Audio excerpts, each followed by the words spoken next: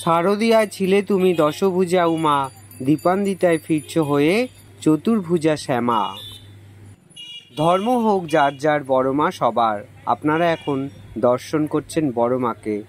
বড় মা আসার প্রস্তুতি চলছে, আপনারা সেটাই দেখতে পাচ্ছেন।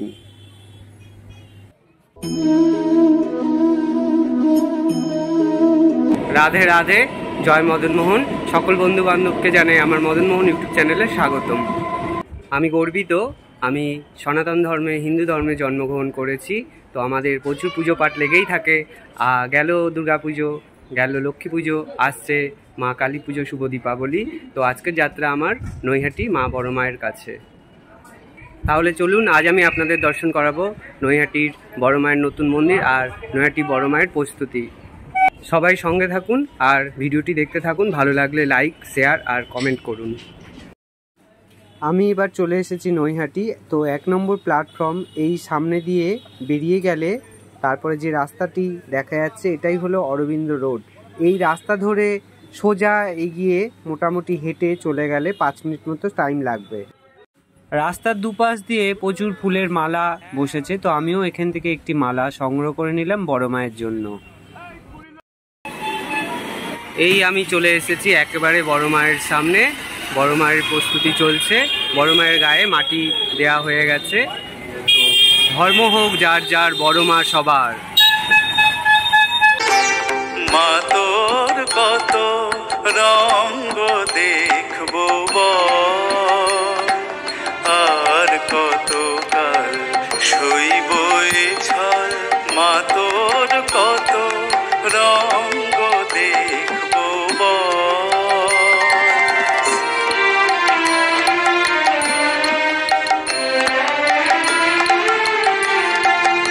কখন মা রূপ দেখি তোর এলো কেশি সর্বনাশী। কখন মা। ধর্ম হলো যার যার, বড় মা সবার। এই বড় মায়ের মূল মন্ত্র হলোই এটা। এই বড় মা খুবই শান্তপ্রিয় এবং খুবই জাগ্রত। বড় মা কাউকেই খালি হাতে ফেরায় না। বড় মা সবার ডাকেই সাড়া দেয়।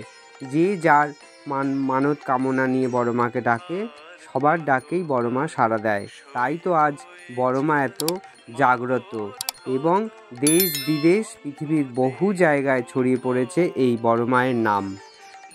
এই বড় মায়েরও একটি ইতিহাস আছে, কিভাবে এই বড় মা পূজিত হতে থাকলো এবং কবে থেকে পূজিত হলো। এবছরে এই বড় মা 100 বছর পূর্ণ হতে চলেছে। আজ থেকে 99 বছর আগে স্বর্গীয় ভবেশ চক্রবর্তী নামে এক ব্যক্তি, তিনি তার 3 বন্ধুকে নিয়ে ভাঙা রাস দেখতে গিয়েছিলেন শান্তিপুরে। শান্তিপুরের রাস বিখ্যাত, আমরা সবাই জানি। সেখানে তিনি ভাঙা রাসে গিয়ে দেখেছিলেন অনেক বড় বড় রাধাকৃষ্ণের বিগ্রহ। তাই দেখে তার মনেও খুব ইচ্ছা হয়েছিল বা বাসনা হয়েছিল যে আমিও এরকম বড় মূর্তি গড়ে কালী পূজা করি। আর তার ভাবনাটা ভাবা মাত্রই সে সেইবারেই এসে তার বাড়িতে বড় কালী মূর্তি বানিয়ে এরকম পূজা শুরু করেছিলেন। এই পুজো তার বাড়িতেই হতো। তারপরে তা আস্তে আস্তে সর্বজনীন পুজো হয়ে ওঠে। তখন এই মা ভবেশ মা নামেই, মানে ভবেশ কালী নামে পূজিত হতো।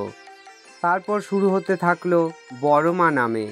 আস্তে আস্তে এখন সবার মা, প্রিয় মা, বড় মা হয়ে উঠেছে এই মা। এখনও কিন্তু কালী পুজোর দিনকে ওই চক্রবর্তী পরিবারের থেকেই ভোগ রান্না হয়ে মায়ের কাছে আসে। এটাই পুরো তখন থেকে নিয়ম হয়ে আসছে। এই প্রতিমার উচ্চতা হয় 18 হাত। এখানের অভিনবত্ব, এখানে যে নৈহাটির কোনো প্রতিমার উচ্চতা এর থেকে বড় হয় না।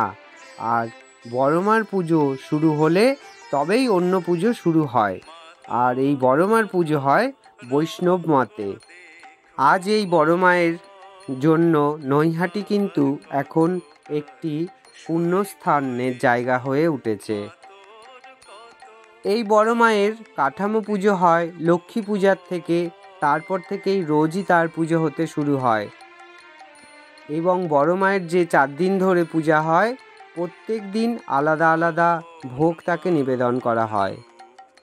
এই বড় মা সবার মনের আশা পূর্ণ করে, সবার মনের কামনা পূর্ণ করে, তাই তো এই বড় মা এত সোনার উপর অলঙ্কারে সেজে উঠেছে। এখন যে মন্দিরটি আপনারা দর্শন করছেন, এই হলো বড় মায়ের নতুন মন্দির। আর এই মন্দিরের ভেতরেই বড় মায়ের কষ্টি পাথরে আনা বিগ্রহ প্রতিষ্ঠিত করা হয়েছে।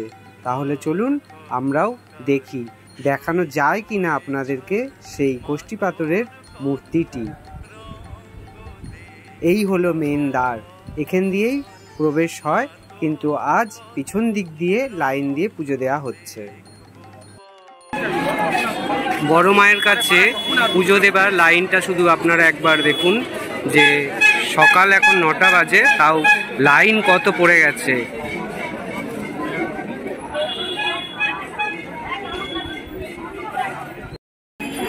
শুধু লাইনটা আপনারা দেখুন একবার, যে কত দূর লাইন চলে গেছে, পুরো গঙ্গার ধার অবধি চলে গেছে।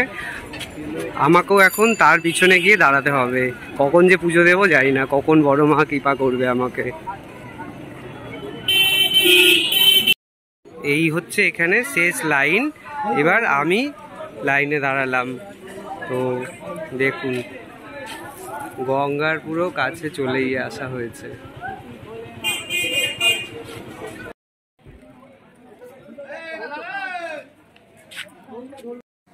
এখানে একটি দোকানে চিত্রপট, বড় মায়ের চিত্রপট বিক্রয় হচ্ছে। আপনারা দেখুন অনেক ধরনের মায়ের বিভিন্ন রূপের চিত্রপট বিক্রয় হচ্ছে, আপনারা দর্শন করুন। অবশেষে 2 ঘন্টারও বেশি লাইনে দাঁড়িয়ে থাকার পরে মায়ের মন্দিরের সামনে এসে উপস্থিত হলাম। আবার ভেতরে গিয়ে দেখি কতক্ষণ দাঁড়াতে হবে। তো আপনারা সবাই দেখতেই পাচ্ছেন যে কীরকম লাইন পড়েছে আর কীরকম ভিড়। মন্দিরের ভেতরে প্রচুর কড়া নিরাপত্তা, ছবি তোলা বা ভিডিও করা নিষেধ। আমি যতটুকু পারলাম আপনাদের দর্শন করালাম। আমি কিছু মায়ের ছবি দিয়ে দিলাম, আপনারা মাকে দর্শন করুন। এইরকমই মা ভেতরে রয়েছেন, আর সত্যি মা একদম যেন মনে হচ্ছে জীবন্ত মা দাঁড়িয়ে আছেন। আমি তো মায়ের দিক থেকে চোখ ফেরাতেই পারছিলাম না। সত্যি মা মঙ্গলময়ী, জয় বড় মা।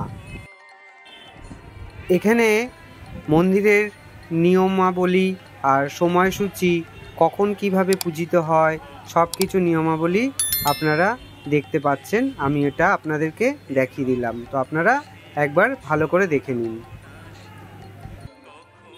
অবশেষে 2 ঘন্টা লাইনে দাঁড়িয়ে থাকার পরে মায়ের দর্শন করলাম, মাকে পুজো দিলাম। আর এখন থেকেই কালী পুজোর যে মানসিক পুজোগুলো যারা যারা দিতে ইচ্ছুক, যারা দেবে, তারা মনে ভাবছেন, তারা এই জায়গাটায় যে দেখতে পাচ্ছেন এখানেই পুজো দেওয়া হচ্ছে। তো এখন থেকেই নিয়ে নেওয়া হচ্ছে। তো আপনারা যারা চাইবেন তারা এসে এখানে মানসিক পুজোগুলো দিয়ে দিতেই পারেন।